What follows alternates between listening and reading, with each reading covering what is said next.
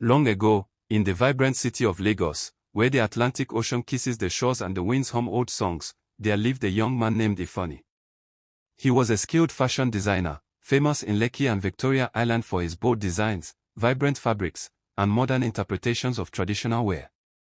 His boutique, House of Ife, was the go-to spot for celebrities, politicians, and even royalty. But behind the glow of success, Ifeanyi nursed a quiet loneliness.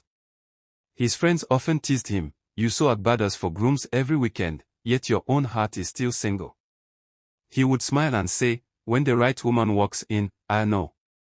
One rainy afternoon, Ifeanyi visited Lekki Mall to purchase imported threads and accessories for an upcoming show. The mall buzzed with shoppers escaping the downpour, and music spilled from the speakers of nearly every store. As he walked past the perfume boutique, a strange feeling gripped him as if time slowed. There she was. A woman, standing alone, admiring a row of perfumes. Her skin was the color of polished bronze, glowing even in the mall's artificial light. Her long hair was as black as the ocean at midnight, and her dress flowing and blue like ocean waves clung to her like mist. Their eyes met, and for a moment, the world faded. "Hello," he said, stepping closer. She turned, her smile gentle, her eyes deep like an untold story. "Hello. I'm Nena." From that moment, they were inseparable. Nena was kind, graceful, and mysterious. She loved water fountains and always walked barefoot on grass. She said little about her past, only that she had come from a coastal village, far, far away. They spent weekends strolling through Freedom Park, sipping zobo by the lagoon, and talking under palm trees. Ifeanyi was enchanted. Nena spoke with such wisdom and gentleness, as though she had lived many lives. She would hum lullabies he'd never heard, songs that made birds stop and listen.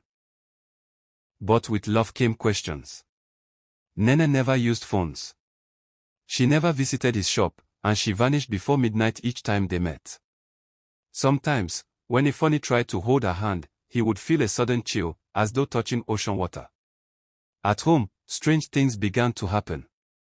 He'd wake up to find his floor damp, with tiny seashells at his bedside. He'd hear waves crashing, even though he lived miles from the beach. Once, he swore he saw fish scales in the bath, glittering and vanishing like a dream. One night, Ifeanyi's aunt, Mama Chinya, visited from the village. The wise old woman was known for her sharp senses and spiritual insight. As soon as she entered his apartment, she sniffed the air and frowned. "You have brought the sea into your home," she said. He laughed. "It's just air freshener, Mama." But she shook her head. "No. This scent is old. Ancient. You are in love with a spirit." Ifeanyi stared at her. "She is not a woman of this world," Mama Chinya continued. "You must end it before your soul follows her beneath the waves." But Ifeanyi was stubborn. "Mama, you don't understand. She loves me." She sighed. "And when spirits love men, it ends in heartbreak or worse." Ignoring his aunt's warning, Ifeanyi planned to propose. He arranged a dinner by the lagoon, just the two of them, candles flickering in the breeze, soft music playing. When Nena arrived, she wore a white dress that shimmered like moonlight on water. As Ifeanyi knelt with the ring, her eyes filled with tears. "I can't marry you," she whispered. "Why not?" he asked, confused. "I am not what you think. I am *Mommy Water, a water spirit. I came from the sea out of longing to feel, to love, to know the heart of a human." His heart pounded. "You're joking." "I am not. I was warned not to fall in love with a human, but I did. And now, the ocean calls me home. If I stay longer, I will fade like morning mist." Ifeanyi grabbed her hand. "Stay. We'll figure it out. We can be together." Tears rolled down her cheeks. "I love you, Ifeanyi. That's why I must leave." She stood, walked to the edge of the lagoon, and whispered words in a tongue he did not understand. The water stirred. A silver wave rose, curling like an arm to receive her. As she stepped into it, her feet turned to shimmering fins, her dress into cascading water. With a final smile, she vanished beneath the surface. Ifeanyi was never the same again.